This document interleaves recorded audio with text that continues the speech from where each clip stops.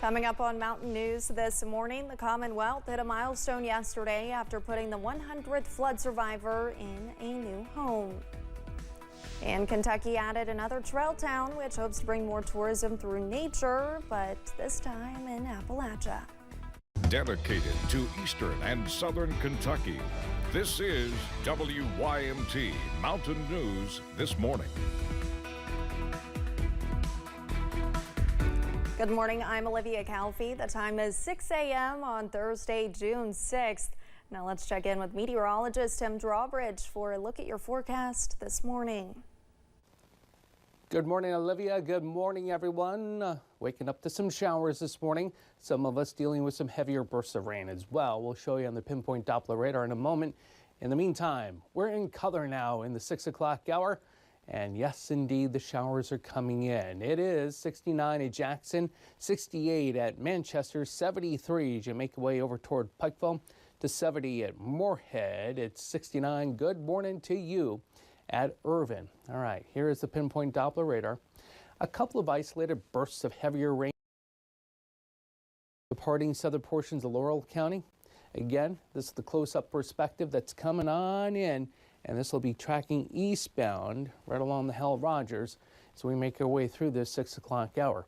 All right, for today, showers, a couple of thunderstorms still possible this morning, heavier bursts of rain as well.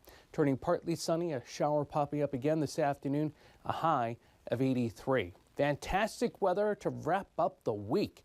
Your First Alert 7-day forecast coming up in a few moments. Olivia. All right, Tim, thank you. Yesterday marked a recovery milestone after the July 2022 flood. Governor Andy Beshear helped celebrate the 100th flood survivor served by the Housing Development Alliance. The new homeowner was living in a camper with her 2 daughters and their dog. WYMT's Madison Carmouche has more on the special day for the Neese family. It's a new beginning for us, you know. Don't have to worry about the flood anymore. Melissa Neese and her 2 daughters are now the newest residents of the Blue Sky subdivision.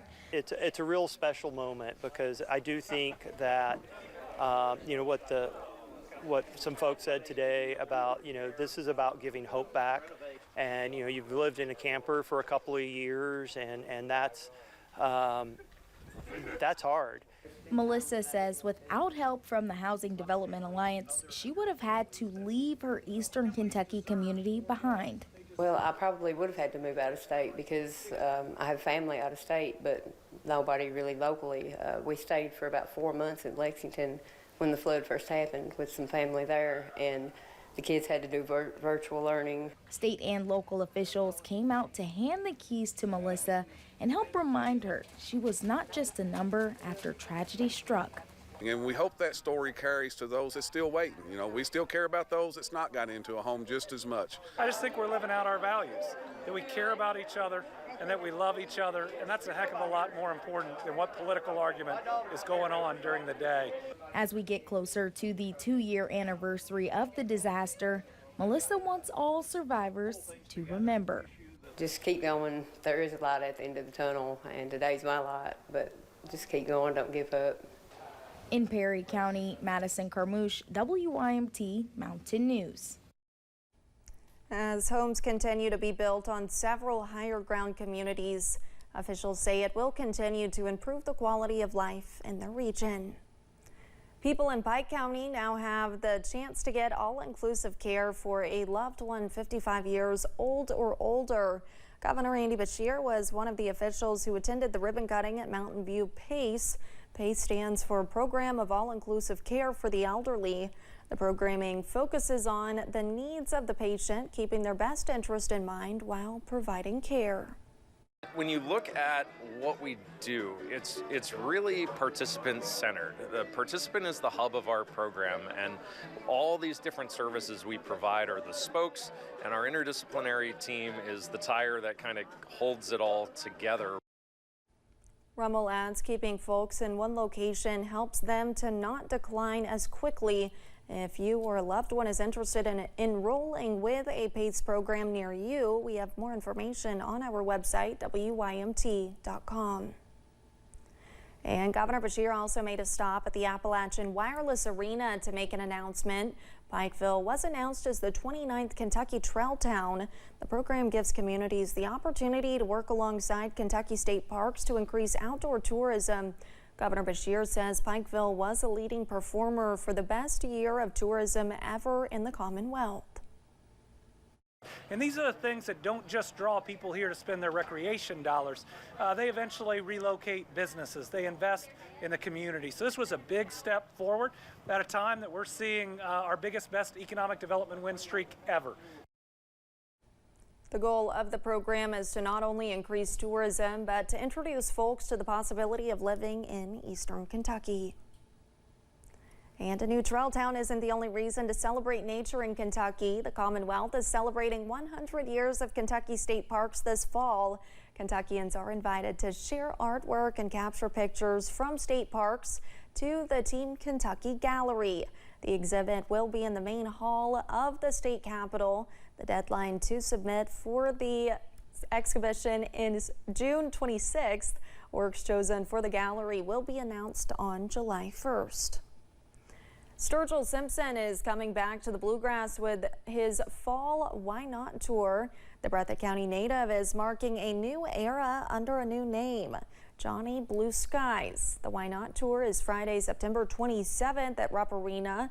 Pre-sale for tickets is next Wednesday, June 12th at 10 a.m. General tickets go on sale next Friday. The Kentucky State Fair dropped this year's musical lineup. Some of the big names include 38 Special Exile, Quiet Riot, Justin Moore, the Oak Ridge Boys, and many more. The 120th fair runs August 17th to the 27th in Louisville. Early bird tickets start at $8 per person. You can get yours online at kystatefair.org/tickets. Not many kids can say they've been recognized by Google, but one Bowling Green student now can. 13-year-old Alicia Niorukundo is Kentucky's Doodle for Google winner. This art contest gives students the chance to have their art featured on Google.com. This year's prompt asks how their art represents their wish for the next 25 years. People should be able to have equal opportunities. Like in America, it's not all the way, but women still get to do stuff like learn and be doctors. But in other countries, women aren't really allowed to learn. Kids will be able to kind of live and be themselves without worrying about their country, and war and homelessness will be kind of solved. Alicia's doodle represents world peace and equality.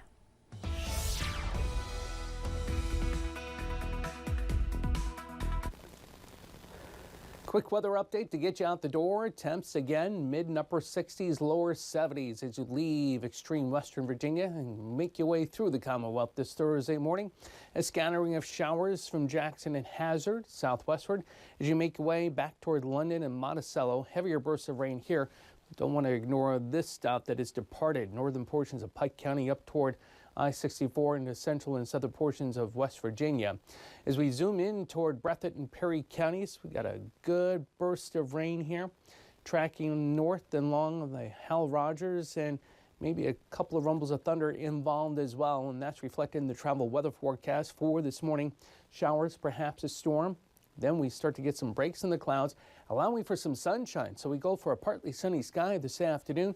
Still the risk of an isolated shower or two popping up.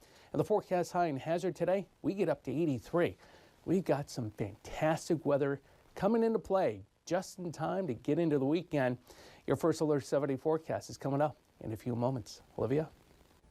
Thanks, Tim, and thank you for joining Mountain News this morning. More news is on the way.